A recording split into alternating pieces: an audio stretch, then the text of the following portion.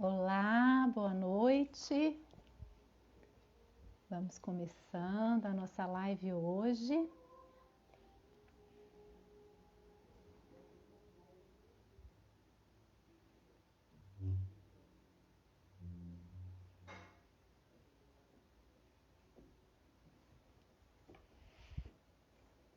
Olá, tudo bem, Ione?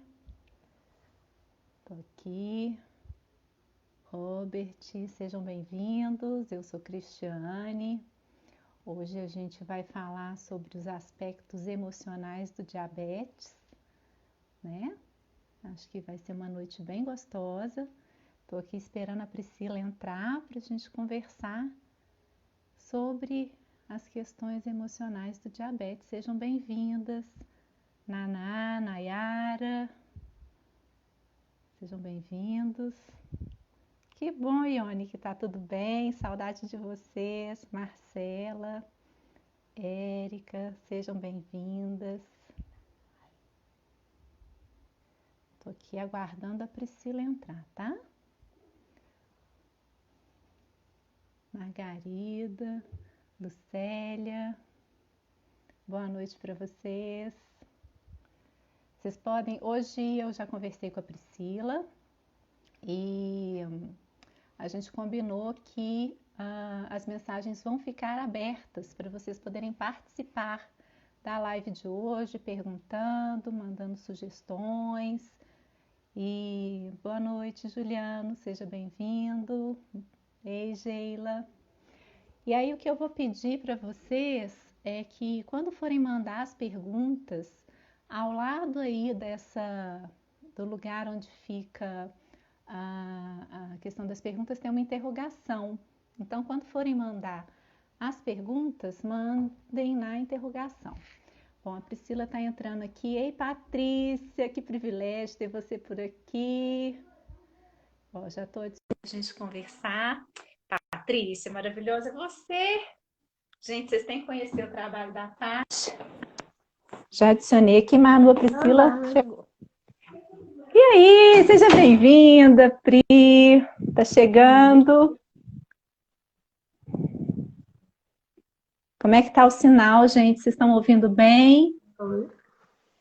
Olá, seja bem-vinda. Boa noite.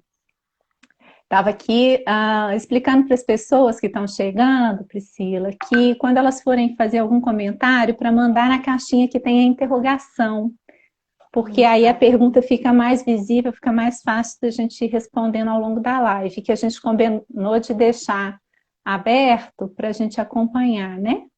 Estou vendo aqui quem está chegando, a Sônia, a Cecília. Cecília, é lá de Vitória, ainda está em Vitória, Cecília? Ah, olha só quanta gente.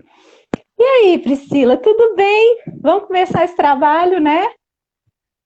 Vamos lá, né, Cris? Boa noite, pessoal. Então, Né? vamos começar nos Agradecer esse convite, essa apresentando, né? parceria, né, Cris? Oi? Repete, por favor. Não, vamos lá.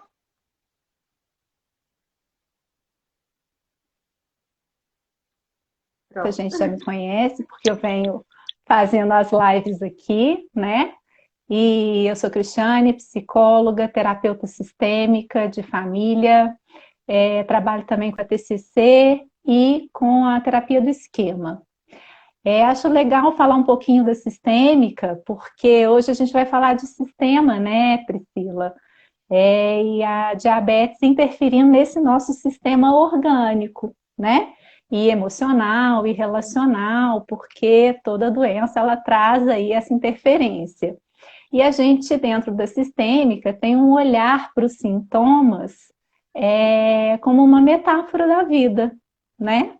Então, eu gostaria de começar dizendo um pouquinho da sistêmica nesse sentido, que hoje nós vamos dialogar sobre o diabetes e também sobre essa metáfora que é o diabetes na nossa vida. E aí eu convidei a Priscila, porque a Priscila, além de ter feito a especialização, a nossa pós, né, Priscila, em TCC juntas, que era de casal e família, então a gente tem uma linguagem muito parecida. A Priscila vem desenvolvendo o mestrado e o doutorado dela, a pesquisa sobre o diabetes.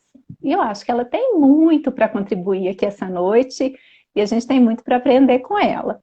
Então, eu vou deixar a Priscila se apresentar melhor do que eu, né? Conta um pouquinho para a gente, Priscila, da sua trajetória, da sua pesquisa. Seja bem-vinda. Para quem não me conhece, né? Meu nome é Priscila.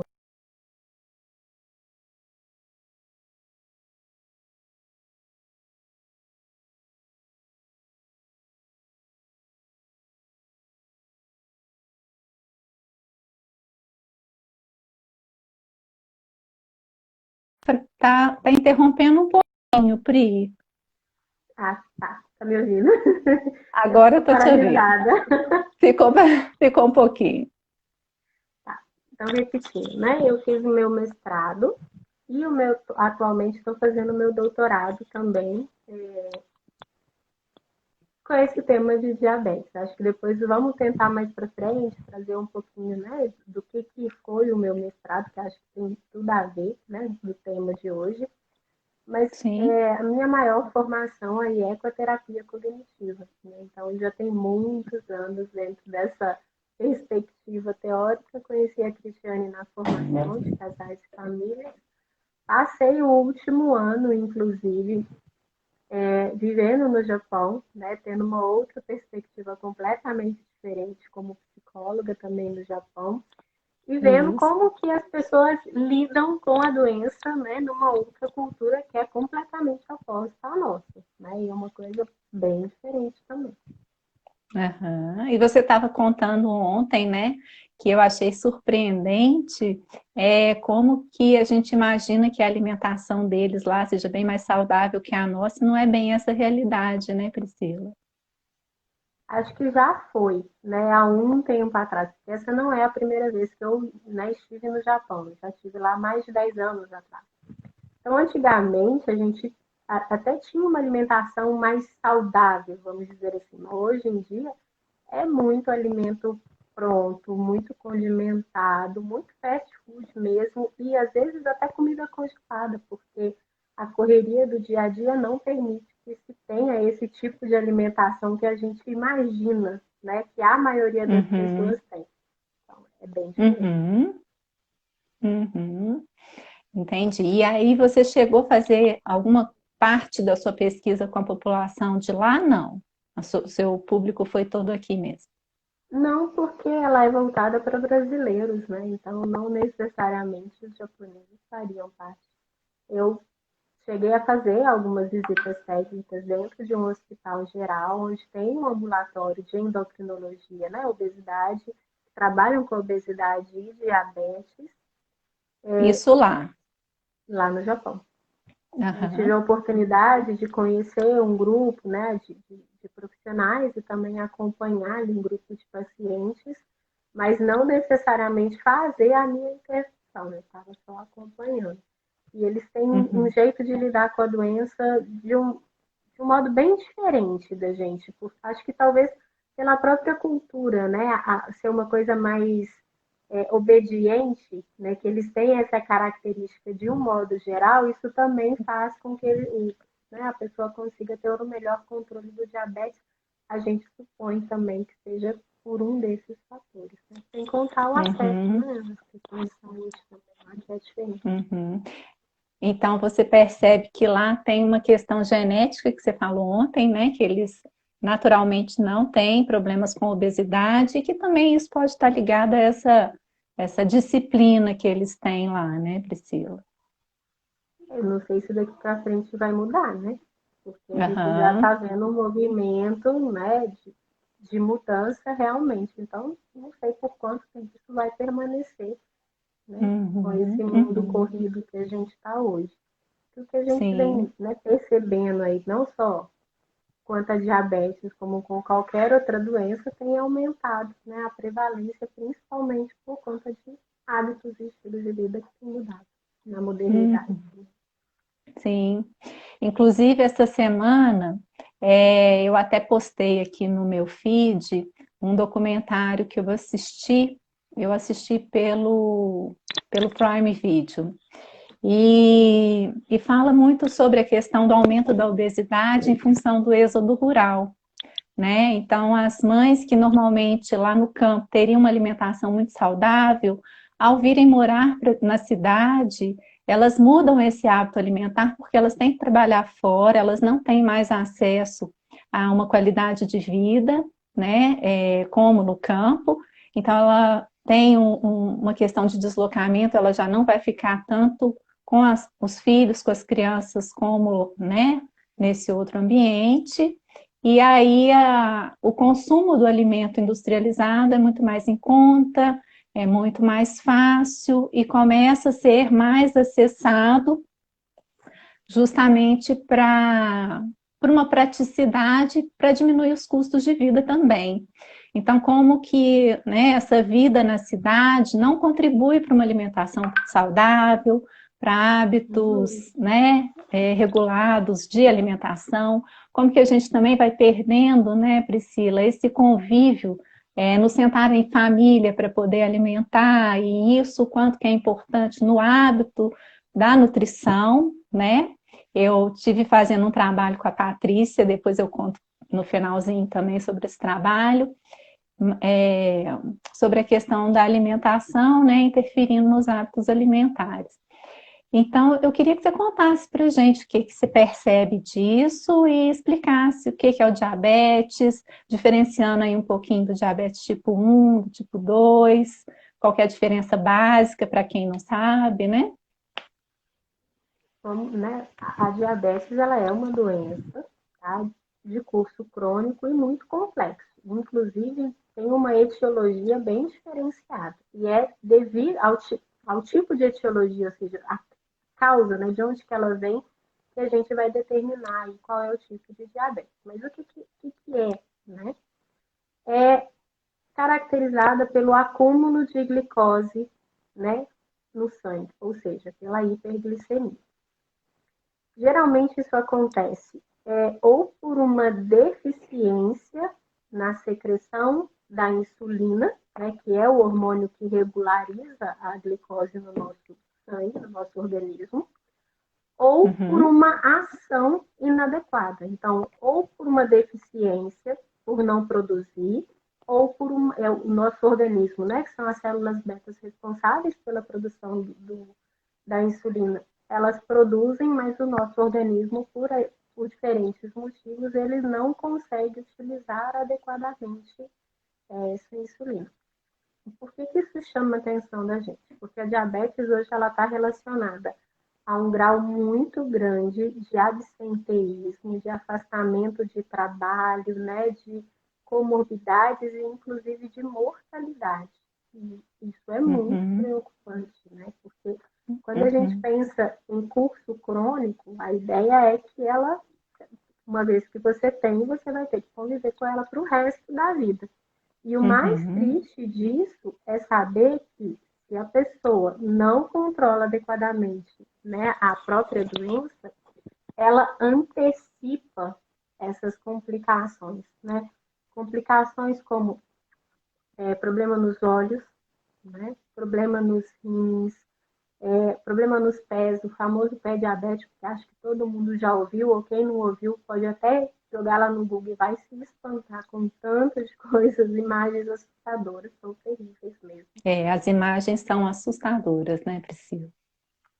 Então, e o que diferencia, basicamente, né, a gente tem dois tipos mais comuns, que seria a DM1 e a DM2, né, a DM tipo 1, ela geralmente, ela acomete mais, ela é diagnosticada em crianças e adolescentes, mas pode aparecer em qualquer fase da vida. Ela é caracterizada por uma defesa autoimune, vamos dizer assim, né? Uma Então seria destruição quase uma das doença células do autoimune aí, pâncreas. né? É uma destruição autoimune das células beta, que são essas células do nosso pâncreas responsáveis pela produção da insulina. E aí, o que vai acabando acontecendo? Ela vai desregulando o nível de glicose e desencadeando, então, né, instaurando o quadro. ela Uhum. é menos prevalente, né? Cerca de 5 a 10% mais ou menos da população que tem o diabetes tipo 1, ao contrário Uhum. da diabetes tipo 2, que ela é a mais comum, em torno de 90 a 95% dos casos, e ela é caracterizada pela. Pode ocorrer as duas situações separadamente ou concomitantemente, pela não produção ou pela não utilização, tá? Essas duas condições Uhum. podem acontecer. Geralmente vai variando também de acordo com o período da doença. Então, nos anos iniciais, às vezes tem mais a ver com uma falta de produção, depois com uma deficiência no uso, ou geralmente está mais relacionado com isso também. E uma coisa Uhum. que é ainda mais preocupante, ela aparece mais em adultos e está muito mais relacionado com fatores ambientais, né? E Também tem um hábitos de componente vida, né? genético, mas tem os fatores ambientais, como sedentarismo, obesidade, né? E é E aí complicado. você falou ontem, né, que a maioria das pessoas que apresentam diabetes também apresentam compulsão alimentar, não é, Priscila? Isso é uma coisa que a gente tem visto, não são todos que aparecem, mas vamos dizer assim, a partir do momento, acho que a gente tem que pensar um pouquinho lá atrás, né, na relação que Uhum. ao longo da nossa vida a gente vai estabelecendo com o alimento, né, com a alimentação de um modo geral, mas em especial com o doce, né, com o açúcar. Então, desde bebezinho a gente já tem essa relação. O que a gente percebe? Que às vezes a criança está chorando, né? Você vai lá e dá um docinho, dá um açúcar, dá um chocolate para acalmar. Então, quando a gente vai criando esse tipo de relação, fica muito difícil, porque é como se colasse, né? O emocional ao doce. E aí lá na frente, quando você tira exatamente o doce da pessoa, ela não consegue. E o porquê que gera a compulsão? Vamos dizer que toda restrição gera compulsão. Então é por isso que nada dá para ser tão restritivo, por esse motivo. Uhum. Então, o Uhum. que acaba acontecendo é que muitas pessoas, exatamente por não poderem, por terem essa restrição, acabam, né, quando tem um pouquinho de acesso, tem a compulsão pelo alimento. Porque talvez tudo Uhum. passe a ser proibido. Né? Uhum. Eu estava até a gente discutindo ontem e eu fiz esse trabalho com a Patrícia, nutricionista. Ela tem um projeto que se chama Meu Corpo Livre. E ela me chamou para poder dar uma aula nesse curso que ela oferece. Então, eu embasei essa aula que eu fiz para apresentar muito nessa relação mãe-bebê, né? Quando nós nascemos, a criança nasce, então qual é o primeiro vínculo e por que a gente fala tanto da importância da amamentação, né, Priscila? Porque ele vai criar um vínculo, e um vínculo sensorial geral, né? Então, a criança chora, a mãe é o primeiro recurso que ela vai tentar oferecer para a criança, para suprir aquele choro, vai ser o leite, né? O leite, naturalmente, ele é doce, né? Então, a criança começa já ali nesses primeiros contatos a associar o doce da, da amamentação com a solução daquele primeiro incômodo, que ela não tem noção ainda, ela não sabe nomear também o que ela está incomodada. Né? E junto com o leite doce, ela ainda vai receber o aconchego, esse colo, a sensação de segurança, de proteção, né? E quando a mãe só oferece esse tipo de recurso e ainda vai introduzindo mais alimentos doces, e a gente estava até falando ontem, né, da tal da fuxicória. Eu não sei se vocês lembram da fuxicória que era usado, né, com crianças, bebezinhos, que as mães colocavam esse açúcar no bico para a criança chupar e se acalmar. Então, era um açúcar que era colocado. Então, necessariamente, essa vinculação, né, Priscila? Emoção, resolução de incômodo, aconchego, sensação de proteção, ela começa a vir toda associada, né? E então, se isso é muito estimulado, e você colocou ontem, né, que a OMS mesmo diz que não se deve oferecer açúcar e doces para as crianças até 2 anos, não é isso?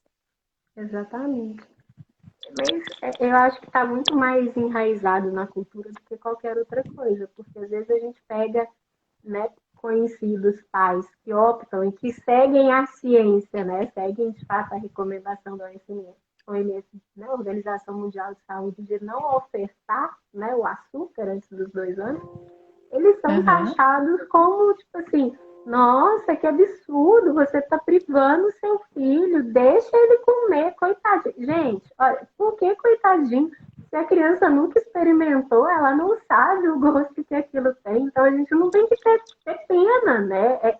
É aquela velha história. As pessoas usam muito a própria régua para medir os outros, e isso é completamente errado em qualquer situação. Essa não foge ao caso, né? Uhum, exatamente. E aí, esse hábito alimentar, inclusive da ingestão de doce, para suprir os próprios problemas, os pais acabam replicando com as crianças, né? E o doce começa muitas vezes a funcionar como uma recompensa nessa relação, né, Priscila? Recompensa que, inclusive, talvez seja a única fonte de prazer para algumas pessoas, Uhum. né? A Ione está colocando aqui, ó, que tem pediatra, inclusive, que oferece pirulito nas consultas. Pois é. Então, é essa ideia, né, distorcida de que o doce traz alegria. De fato, ele ajuda na produção de serotonina, né, Priscila? Que são os, né, os reguladores, aí, os hormônios, né, os neurotransmissores do bem, né, do bom humor. Então, sim, ele tem essa produção. Mas existem outras formas da gente produzir isso também, gente, que não precisa, sabe, fazer esse tipo de associação logo cedo. É muito difícil dissociar, mas a gente precisa começar a fazer isso com as próximas gerações. Cristiane, é assustador o número, né? Tem o Atlas, né? O Atlas Mundial da Federação Internacional de Diabetes, eles fazem um mapeamento, né, do número de prevalência e incidência de casos de diabetes no mundo. E é Uhum. alarmante o número de, sabe, como que vem crescendo. Para vocês terem uma ideia, em 2017, a gente tinha uma previsão de que a gente teria até 2045 mais de. Pensar só que na América Latina, vamos dizer assim, a América Central e a América do Sul, tá? A projeção era de que em 2045 teríamos em torno de 42 milhões de pessoas. 42 milhões de pessoas. E em Gente, é muita 2019, coisa. esse ano, nós já chegamos na marca dos 32 milhões. Em Ou 2019, seja, ano passado. E isso é do ano passado. Imagina esse ano como já não aumentou mais ainda esse número. e Uma agora com a projeção que era para quarentena, daqui a então, hein? 25 anos, a gente já está muito próximo. Isso é Bem muito próximo. assustador demais. Se a gente não mudar de fato os hábitos para as próximas gerações, a gente vai ter essas e muitas outras doenças. Uhum. Olha só, a Genilce falou aqui, deixa eu só voltar aqui, que a restrição de açúcar na dieta da gestante também interfere na preferência para o açúcar, né? E aí você falou também da questão do diabetes gestacional, né, Priscila? Que tem a mais comum, né? Que é a DM2, a DM tipo 1, tem o diabetes gestacional, que ele aparece apenas no período da gestação, então é esperado que a mãe realmente tenha ali.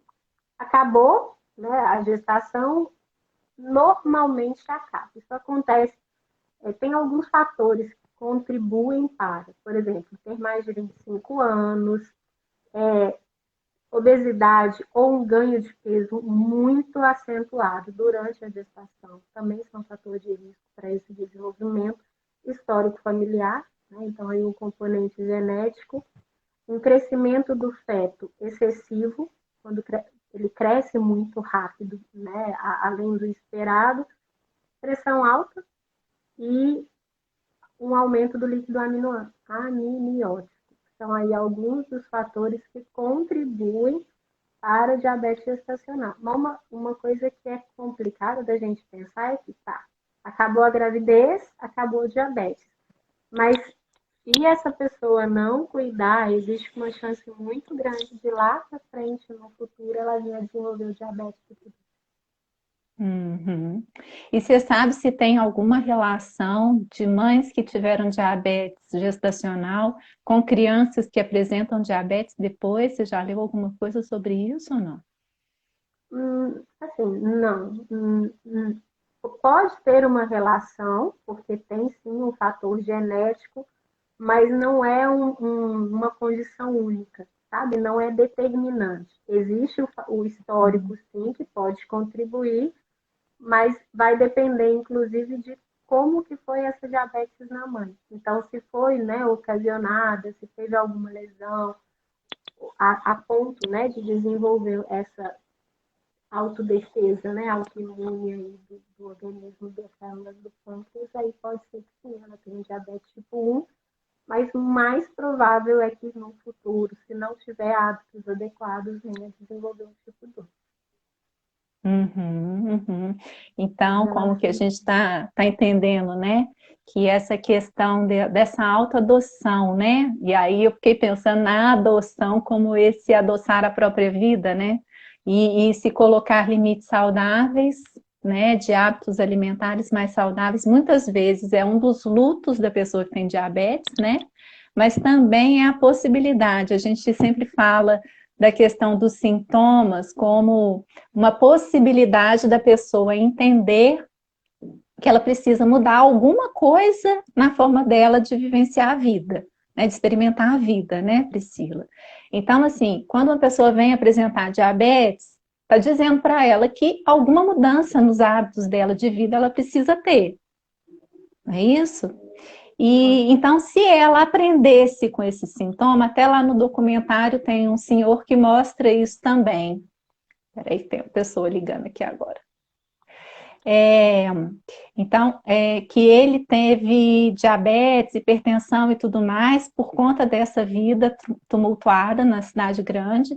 E quando ele muda essa questão da alimentação para alimentos naturais, ele consegue não precisar mais tomar medicação nem para hipertensão, nem para o diabetes, porque ele muda a fisiologia, o funcionamento fisiológico dele, né? E consegue resgatar uma saúde. Então, assim, as coisas começam aos pouquinhos, né? E vão aumentando a intensidade até virar um problemão, né? E como é que as pessoas, então, vão tendo essa consciência de se adotar e adquirir novos hábitos mesmo de alimentação, de estilo de vida, para poder lidar aí com as dificuldades do diabetes, né, Priscila?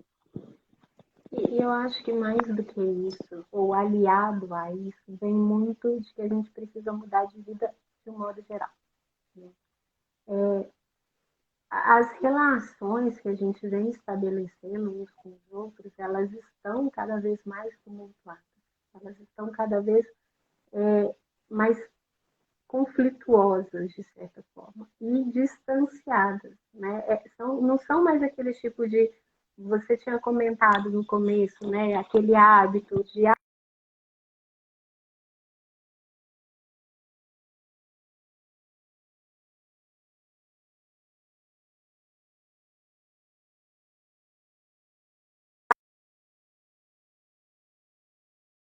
Gente, vocês estão ali. Ah, voltou. Então, vamos É um continuar. hábito. Voltou.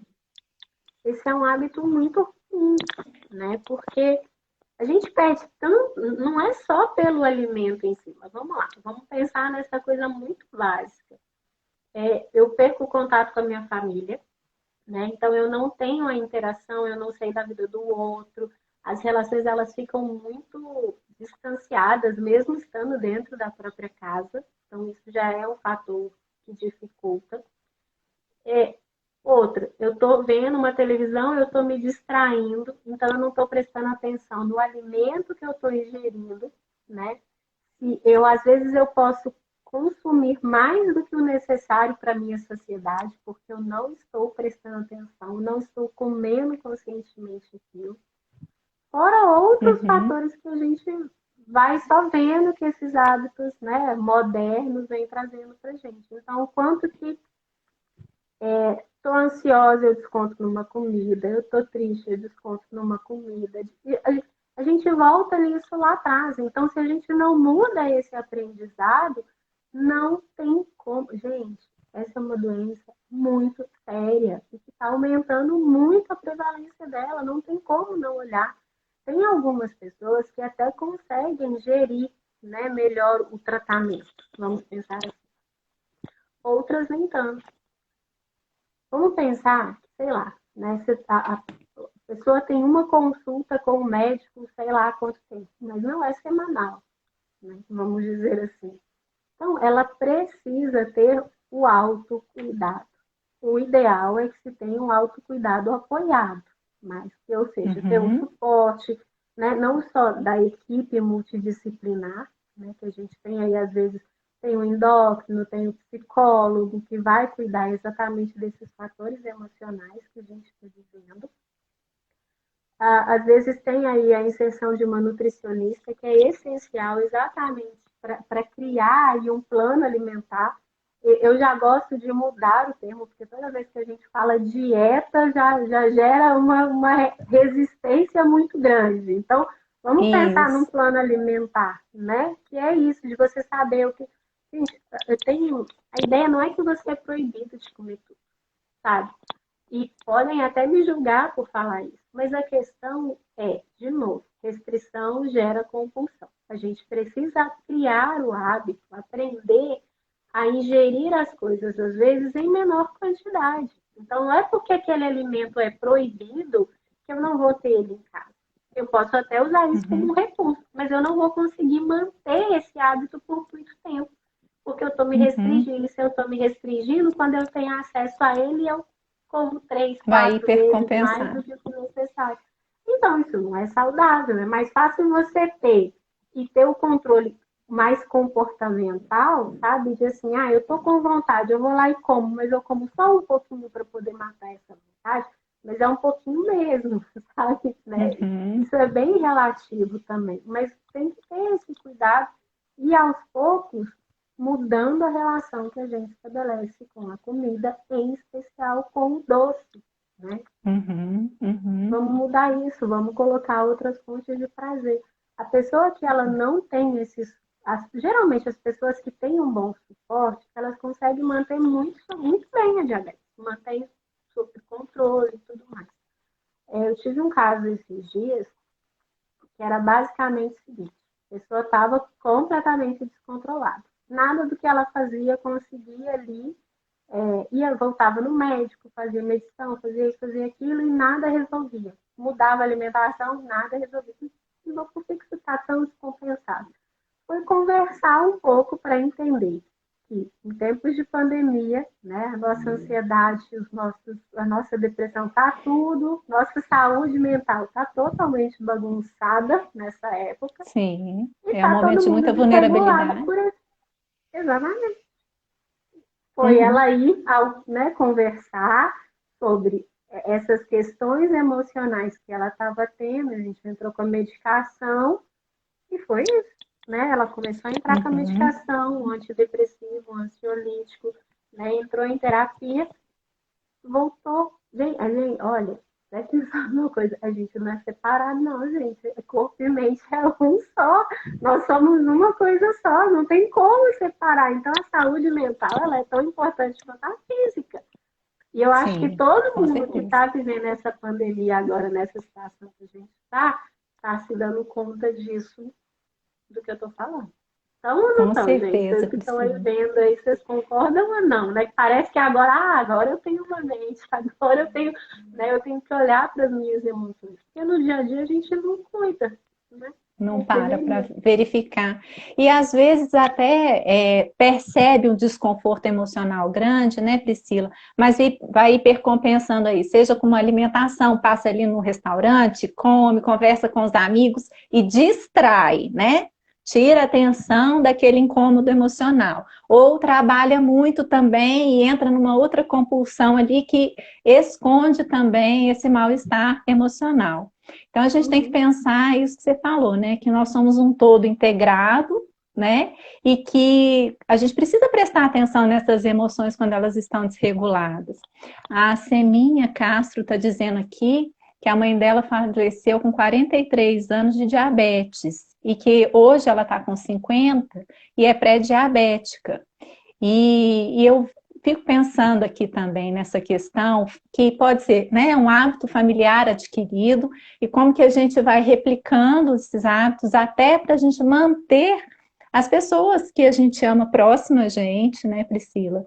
E o quanto que às vezes essa rede de apoio familiar não colabora para a mudança dos nossos hábitos, né? Então você foi falando aí essa questão da pandemia e do aumento das emoções.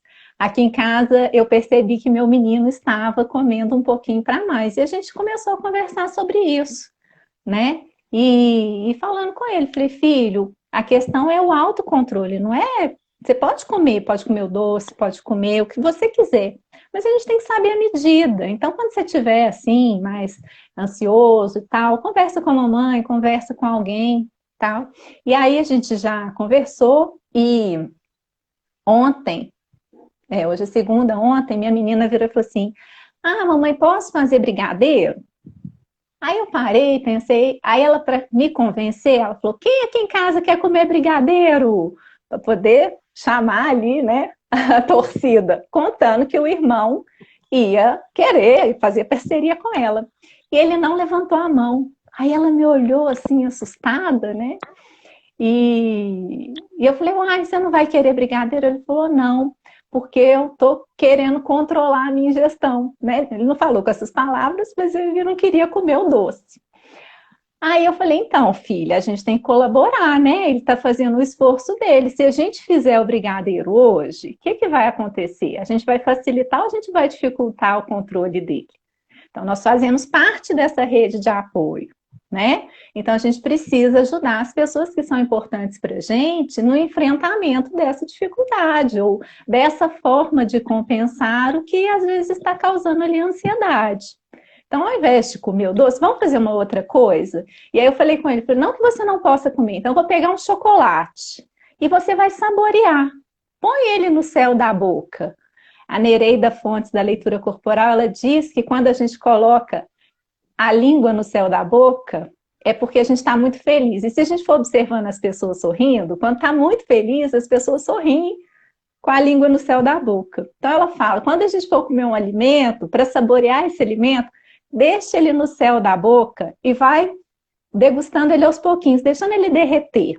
E aí eu ensinei isso para o meu menino, e ele fez ontem, e ele falou, nossa, mamãe, é tão gostoso saborear o alimento, né? Então, são pequenos comportamentos, né, Priscila? Que a gente é pensamento, é sentimento, mas também é comportamento. Então, essa mudança de comportamento, e desde criança, já vai trazendo uma nova forma de lidar com as soluções dos problemas emocionais, inclusive, né? Com certeza.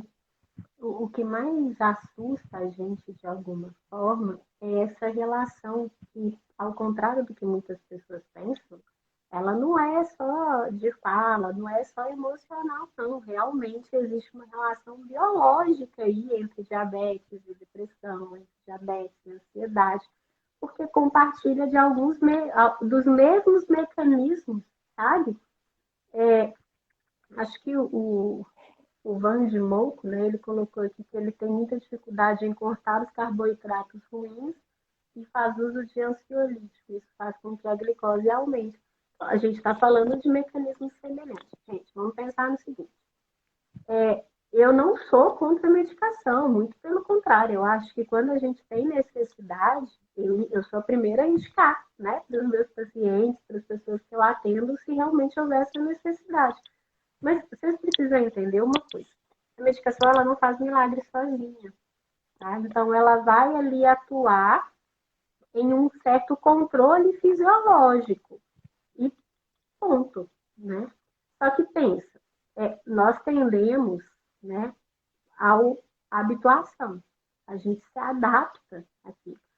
É um mecanismo de sobrevivência que todos nós temos. Eu tenho, você tem, todos aqui têm. Então, o que acaba acontecendo? A gente também vai se habituar, né, com aquele tipo de dosagem. E aí o que vai acontecendo? Os problemas, né, os fatores que desencadeiam a sua ansiedade, a sua depressão, eles podem não sumir, porque o medicamento não está agindo nesses fatores, entende? Então, o que acaba acontecendo? Eu vou aumentando cada vez mais a dosagem da medicação. E isso, o que a gente Mas, precisa é entender esses fatores, olhar para eles, quais são esses gatilhos, e trabalhar estratégias de enfrentamento. Então, o medicamento ele auxilia, mas a gente precisa mudar o comportamento, aprender a regular as nossas emoções de outras maneiras, que não com uma medicação, porque senão daqui a pouco a gente vai estar, né, com vários milhares de remédios e, inclusive, dependendo do caso, existe o fator de interação medicamentosa que um remédio você corta o efeito do outro e vira uma verdadeira bagunça. No meu mestrado, a gente avaliou principalmente qualidade de vida. Né? Então, eu tinha ali alguns aspectos. Foram 2 anos avaliando os pacientes diabéticos. E o que a gente percebeu? Primeiro, existia um índice muito alto de uma necessidade de um acolhimento. Então, essas pessoas elas não tinham o suporte básico, né? Às vezes não tinha nem o suporte familiar. Então, eles precisavam de alguém para falar, alguém para desabafar, né? Porque aparece muita ansiedade, aparece depressão. São fatores que ficam muito com aquela ideia de ninguém me entende o que eu estou passando, ninguém sabe o que é ter que mudar completamente o meu estilo de vida, ter que tirar esse doce da minha vida, né, que a gente estava falando. Só que, o que a gente percebeu? Que aquelas pessoas que apresentavam um maior índice de sintomas depressivos, então a gente tinha 2 grupos, aqueles que tinham mais sintomas depressivos e os que não tinham. Aqueles que tinham mais sintomas depressivos, eles tinham uma pior qualidade de vida em todos os níveis, de incapacidade funcional, de funcionamento de atividade de vida diária e de sofrimento emocional muito maior. Então, é como se assim, as coisas fossem muito mais amplas pela presença de um sintoma depressivo. eu fico pensando até uma dificuldade maior na adesão do tratamento, seja ele da depressão, seja ele do diabetes, né, Priscila? Exatamente. Então, essa dificuldade de adesão. E eu fiquei pensando ainda, né, como essa equipe multidisciplinar que vai cuidar desse diabético, né, dessa pessoa com diabetes, as pessoas normalmente pensam no endócrino, pensam no nutricionista e raramente pensam no psicólogo como possibilidade, né, nesse tratamento. E que você está dizendo aí que a depressão é uma comorbidade, que a gente não sabe o que vem primeiro, se o ovo ou a galinha, mas que ela está ali associada e interferindo na qualidade de vida, né? Exatamente. E mais do que só interferir... Oh, gente, desculpa, mas esse meu fone aqui está caindo, por isso que eu fico com a mão aqui o tempo todo. Mais do que na qualidade de vida, também no índice de complicação do diabetes. Pessoas que estão mais... Vamos pensar no seguinte. Tradicionalmente, uma pessoa mais deprimida, por exemplo, é uma pessoa que ela tem um comprometimento no seu autocuidado de um modo geral. Né? Então, isso no diabetes é muito mais complicado, porque a pessoa precisa. Então, ela precisa se alimentar adequadamente, né, num período regular. Às vezes, dependendo, ela precisa sim ter uma prática de atividade física também para ajudar ela, né, na regularização, inclusive é o mais indicado. E se engana aqueles que acham que a gente não tem outros benefícios da prática de atividade física, porque não é só vamos dizer assim, não é só para o corpo, para quem quer emagrecer, não. A gente já tem vários estudos hoje que comprovam a relação, né, de uma prática de intensidade leve a moderada, os benefícios que a gente tem na nossa saúde mental. Tá? Então, a gente também tem esses benefícios. E o que a gente vem percebendo é que aquelas pessoas que têm o autocuidado prejudicado por conta de um quadro de um transtorno mental, em especial a depressão, o que acontece? Vai ter as complicações do diabetes mais cedo, que é como se fosse uma coisa puxando a outra, sabe? Um efeito em cadeia. Sim, com certeza. E, e aí é a questão, né, de limites saudáveis, que a pessoa às vezes não consegue colocar o limite e saber até onde ir, né? O meio que às vezes não vai colaborar, então a gente precisa construir hábitos saudáveis, limites saudáveis, essa capacidade do autoacolhimento e do autoamor. Porque se a gente fala aí que o açúcar é o doce da vida e o doce representa nessa relação afetiva, como a gente estava dizendo lá no início, né? A gente também não pode ficar dependendo desse doce vir do externo para o interno. Por que a gente não vai produzir também esse autoacolhimento e essa atitude amorosa de cuidado, né, com a gente mesmo, né, Priscila? E aí é essa autoadoção, né? É de você priorizar o que vai te fazer bem, né? E trazer outras formas de ter prazer na vida. Você falou da questão da dieta como uma restrição de vida, e ontem você contou um caso que eu achei interessante, né? Como que a pessoa dizia, mas vai tirar o açúcar, é a única coisa que me dá prazer na vida, né? Vamos descobrir outras fontes, né? E aí é exatamente o papel do psicólogo de mostrar, né, com toda a nossa ciência, de acompanhar, para que a gente encontre outras fontes de prazer. E tem, gente, tem. Se não tem, a gente constrói, né? Nós somos um ser para isso. E se está difícil construir, se está difícil ter isso sozinho, procurar ajuda, né? Sim, e Uma qual das é o coisas problema de que, procurar ajuda, né? né? Desculpa, Vanderlei, desculpa, eu falei errado o nome daquela outra. Ela está perguntando se a ansiedade está ligada à depressão e para o controle do diabetes. Sim, foi o que eu estava falando, né? Eles compartilham ali de mecanismos biológicos muito próximos. Então, em termos bem Sim. leigos, né? Assim, tem tudo a ver. Inclusive, para alguns quadros de ansiedade, existe às vezes um confundimento aí com crises, né? Não sei se eu estou tendo uma hipoglicemia, não sei se eu estou tendo um quadro de ansiedade, eu não sei se eu estou. Então a gente precisa se conhecer primeiramente, né? Para identificar o que é uma coisa, o que é a outra e desenvolver estratégias para lidar com cada uma dessas questões. Depois de todos esses resultados, né, que a gente foi vendo no mestrado, a proposta agora do doutorado é exatamente criar um programa, a gente criou um programa de intervenção para pessoas que têm diabetes e que apresentem alguns sintomas de ansiedade e de depressão. Qual é a ideia, né? É juntar, de fato, algumas pessoas para que a gente desenvolva estratégias de regulação emocional e de enfrentamento para trazer uma melhor qualidade de vida para essas pessoas.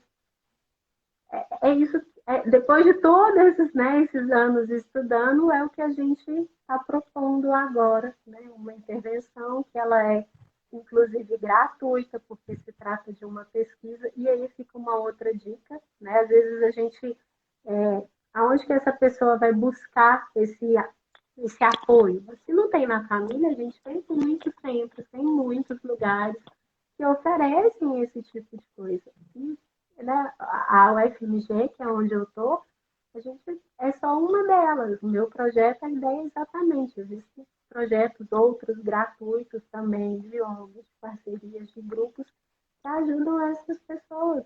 É só saber onde procurar. E uma das coisas que a gente quer fazer também é informar as pessoas, pelo menos aqui da região, né, algumas possibilidades. Priscila, e para quem quiser participar dessa etapa do seu projeto, conta um pouquinho para a gente como é que ele funciona. A gente tem aqui 10 minutos, tá? A gente já está finalizando, passou super rápido, né? Nem parece, né? Nem parece. Bom, Então, conta pra gente um pouquinho para a gente ir preparando esse encerramento. Como é que faz para poder participar do projeto? Quem tem diabetes, quem quer aprender, né, essa regulação emocional, como é que o projeto está funcionando e como que eles entram em contato com você? a princípio pode entrar em contato pelo e-mail, Programa Propsid, né, Programa @gmail.com. propsid@gmail.com. Isso. Pode mandar um e-mail, que aí algum membro da nossa equipe vai responder, passar todas as informações. Ou, se acharem mais fácil, podem me mandar uma mensagem também aqui pelo direct no meu perfil, que eu direciono. Caso, né, não consiga, pode me mandar também.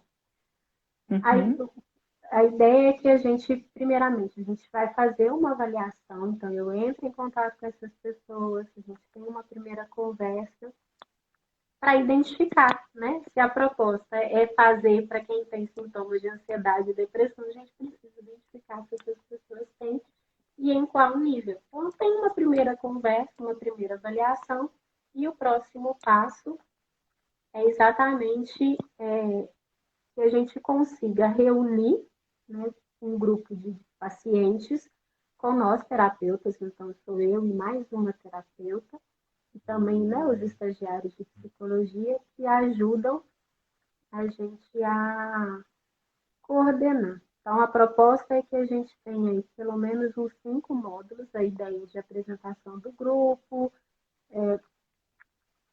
falar sobre questões do tratamento da diabetes. Então, isso que eu acabei de falar, do autocuidado apoiado, de interação medicamentosa, são temas que a gente também vai abordar nesse programa. Falar sobre depressão e ansiedade, de como lidar com esses, né, esses sintomas de um modo geral, trabalhando principalmente essa regulação emocional e estratégias de enfrentamento, né? É um programa gratuito.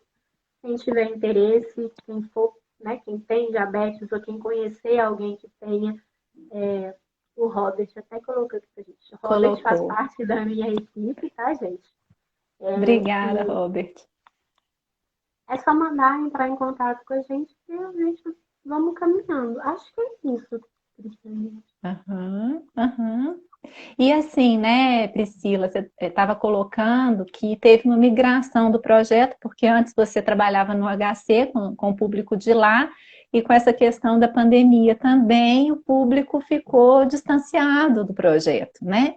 Então, o quanto que é importante as pessoas replicarem, viu, pessoal? A gente pede a ajuda de vocês para replicarem, repassarem para os contatos de vocês, de pessoas que possam se interessar em participar do projeto, para colaborar aí com a pesquisa da Priscila, de doutorado, né?